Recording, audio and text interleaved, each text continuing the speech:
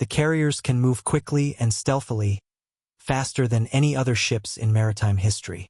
This is because their engines don't make noise or leave a thermal signal that lets other ships know where they are. A standard aircraft carrier needs a whole strike group to help with air defense, radar coverage, and missile defense. This new generation vessel, on the other hand, was said to be able to do everything on its own. It was built with AI-powered railguns that could fire hypersonic projectiles, which are kinetic slugs that can travel faster than Mach 7 and are intended to precisely stop incoming missiles, drones, or even planes. In contrast to missile-based defense systems, these weapons were limited only by their power source and the condition of their barrels, not by the number of bombs they could hold. The guns could fire as long as the power was on. With improvements in how capacitors store and send energy, these railguns represented a huge edge on both offense and defense.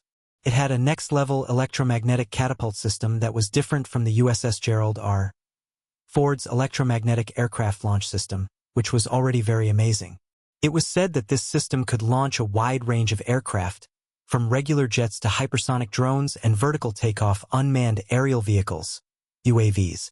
It was also said that these systems would use less energy, need less upkeep, and be able to launch aircraft more often. What that meant was shocking.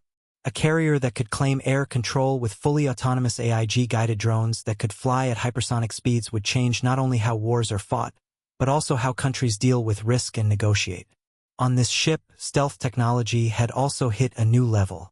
Because of their size and heat output, aircraft carriers have always been hard to stealth. This ship, however, used smart nanotechnology inserted in adaptive hull materials. Reports say that these materials let the hull change its electromagnetic profile in real time, which made it invisible to radar and sonar. Satellite monitoring and passive sonar arrays, which are common types of detection systems, would have a hard time finding it. In a sense, the U.S. Navy had built a warship that could hide in plain sight and move through contested areas without being seen, questioned, or stopped. The carrier's onboard intelligence tools were also a big change from the usual ways of controlling things. These systems weren't just made to help the team, but were built so that they could control the ship themselves.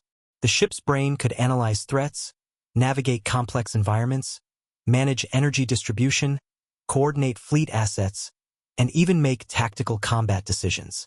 It would use the same architecture as Tesla's fully self-driving AI and improve it with Department of Defense-specific protocols. There was still human control, but in a more limited capacity. This made the ship a new type of warfighter that can think, change, and react in real time. The carrier had a unique set of drones and automated systems that went well with its powerful suite of technologies. Instead of the usual squadron of fighter jets flown by people, this carrier hosted a complex ecosystem of self-driving drones that were used for surveillance, air superiority, strike operations, and more. War with electronics. It was said that these drones could use swarm tactics, in which hundreds of small UAVs could be sent out at the same time to confuse and destroy enemy radar decoys and missile systems. With AI in charge of leading these swarms, they worked like a flexible cloud of force. As the fight went on, each unit changed its role on the spot. One of the most upsetting effects of this amazing piece of technology was on how power was projected. Aircraft carriers have long been signs of geopolitical power. They park off of coastlines to make the U.S. military position known. On the other hand, this new carrier did more than just show strength. It changed the rules for how power is negotiated. Just being present in an operation theater would change the strategic balance in a way that can't be undone, making enemies deal with more than just obvious firepower. They would also have to deal with an invisible, unknowable threat vector. It added a level of uncertainty that was so strong that normal deterrence might not be enough to stop people who want to question. The way this ship was organized on the inside was another marvel. A lot faster and more efficiently than humans could. Advanced robotic systems loaded ammo, refueled planes, did maintenance, and managed cargo. These self-driving logistics cut the number of team members needed by a huge amount, making room for more technology and defense systems. Basically, the outside world wasn't the only thing that was computerized. Every deck, hallway, and repair bay was connected so that there was a smooth digital flow. Cyber defense, which has always been a very important part of modern fighting, was also dealt with in a very new way. It was said that the carrier was protected by a cybersecurity system that was always changing and was based on quantum key distribution, which is a method that is thought to be impossible for regular computers to break. This meant that it was not only hard, but almost impossible to hack into the carrier's weapons protocols, control systems, or contact channels.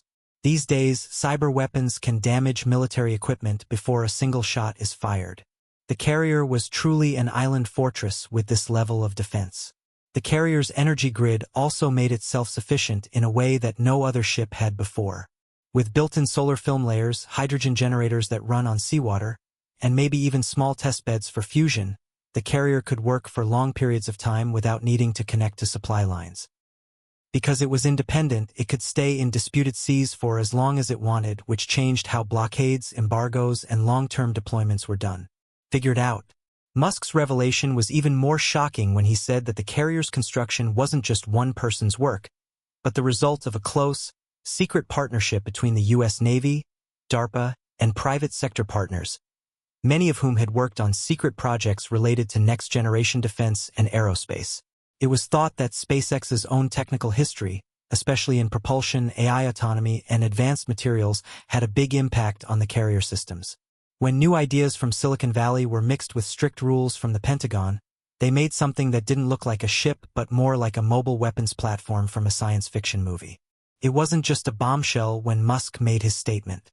Changed the direction of naval fighting. Just on a psychic level, it had a huge effect. Reports say that allied countries were briefed in private, which made them quickly look at their own defenses and realize they needed to change their military doctrines.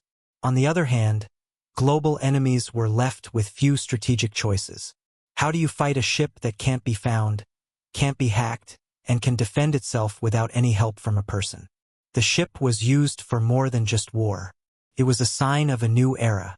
It brought together AI, autonomy, and military tactics on a single platform. It made whole groups of old guns useless and called into question decades of naval theory. Its ability to act on its own on a global scale, responding to changing threats, using drones, and avoiding detection, makes people really think about the moral limits of AI in battle.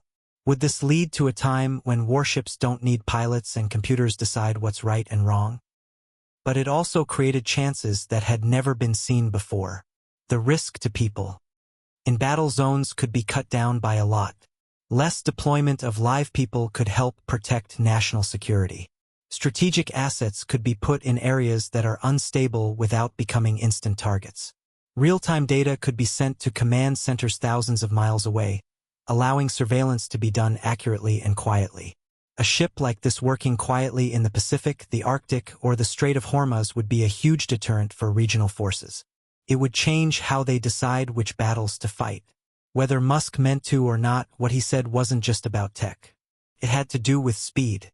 It showed that the U.S. military wasn't just repeating ideas from the Cold War, but was instead starting from scratch with a whole new set of rules. A plan where people didn't have to follow human limits on the battlefield, where choices were made quickly by machines, and where defense wasn't just about oil and steel, but also about software, energy, and neural networks. The thought of this aircraft carrier moving slowly through the night sky, without any pilots to guide it, it wasn't a promise of a far-off future that algorithms would be protected by invisible walls and have weapons that could hit faster than sound. It was a statement about the present. It was a symbol of what could be made when American military ambitions and cutting-edge technology were combined without being limited by old rules. Its presence is still somewhere between a myth and a military secret for now. They were told this not by the Pentagon but by the most ambitious technologist in the world, who briefly lifted the veil to hint at a future that was already in motion. Musk was talking about a lot more than just one accomplishment. It was a sign that the rules of war in the 21st century were already being changed behind the scenes. If this next-generation aircraft carrier really existed, as Musk strongly suggested, it would not be the next step in naval growth. Instead, it would be a break from everything that came before. The ship wasn't better. It wasn't at all like that other machine. And that difference affected every part of the world's security system. One of the most noticeable things about this kind of breakthrough is how quickly it means that military research and development can move forward. With its AI autonomy, stealth infrastructure, and ability to combine assets from different domains, this type of ship is very complicated. It shows that military innovation is moving at a speed that was once thought to be impossible outside of science fiction. With Musk's, it seems more and more likely that private aerospace and tech contractors are now working on secret projects with timelines that are years, if not decades, longer than civilian technology. The line between private and government innovation is becoming less clear in ways that the military-industrial complex of the Cold War could never have dreamed. A change from doctrine focused on people to doctrine focused on algorithms is at the heart of the new paradigm. Instead of depending on the number of ships or planes, the focus shifts to data fusion, real-time threat computation, and a seamless orchestra of automated systems. As this new carrier moves around the global chessboard as a unit that can think for itself, the role of human leaders changes. People are no longer required to oversee every move or use reactive strategy. Instead, they are in charge of planning and carrying out large-scale tasks. Goals while letting the machine handle the details, deal with threats, and make the best use of resources. This change has big effects on the speed of operations. Naval activities have always been slow and heavy. Ships need to be refueled, restocked, and have their staff switch. When making a strategy, you have to take into account things like bad weather, tired workers, broken machines, and dozens of other factors that can slow down execution. This new kind of warship, on the other hand, doesn't get tired. It does not stop for breaks, rest periods, or changes in tasks. It can work forever, adapting to new situations, and there are no governmental roadblocks in the way. It wouldn't just act faster than enemy forces in a crisis. It would guess what they would do and stop them before their enemies could finish their calculations. One of the most amazing things Musk said was that people might be able to see threats coming and act on them before they happen. The carrier's AI core probably does predictive modeling on a scale that has never been seen in human planning. It does this by using real-time satellite images, global signal intelligence, and onboard sensor suites. It doesn't wait for missiles to be shot.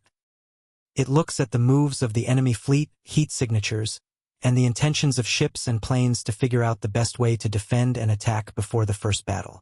This kind of proactive behavior changes conflict from a reactive exchange into a controlled ecosystem that is handled. It has effects that go beyond wars at sea.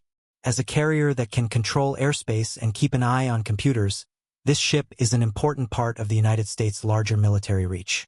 The ship is basically a command center for fighting in more than one area, such as the sea, the air, the sky, and computers. When it talks to satellites, orbiting drones, and maybe even weapons platforms in space, it turns into a mobile command center that plans physical and electronic attacks in every part of the battle space. The way this airline talks to intelligence is also very different. Legacy ships often need help from analysts on land, remote signal intercepts, and reconnaissance planes. Most likely, this new ship has its own fully integrated intelligence cycle, which is made up of self-driving drones, AI processing for traffic, signals, and high-tech devices that can recognize patterns. The provider doesn't just get information, it also makes it. At all times, it scans, maps, decodes, and reanalyzes its surroundings, creating a live, changing picture of threats and chances. Its awareness is not limited by what people can see or hear. It's global, never stops, and based on chance. The way this new class of warship changes deterrence is also very different. Traditionally, naval deterrence relies on being able to see and send fleets into areas that are being fought over to show power. That changes, though, with this ship.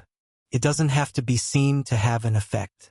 Its invisibility, lack of predictability, and rumors about what it can do produce a strategic ambiguity that scares people away.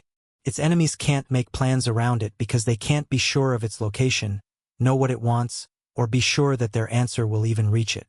The fact that this ship is still in foreign waters changes how countries position themselves, move, and talk to each other.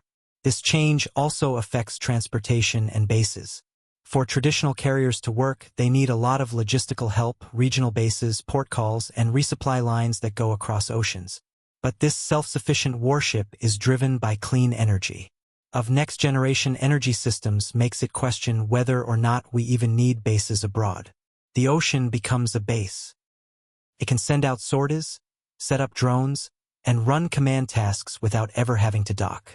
This makes some infrastructure abroad useless and could mean a long-term change in how the U.S. deploys its forces around the world. Mobile groups that are smaller, more agile, and impossible to defeat. Another suggestion that Musk doesn't say is that this ship may be able to change over time because it is made up of many separate parts. Unlike older carriers that were built for specific airframes and tasks, this ship could be changed in the middle of a mission. This drone,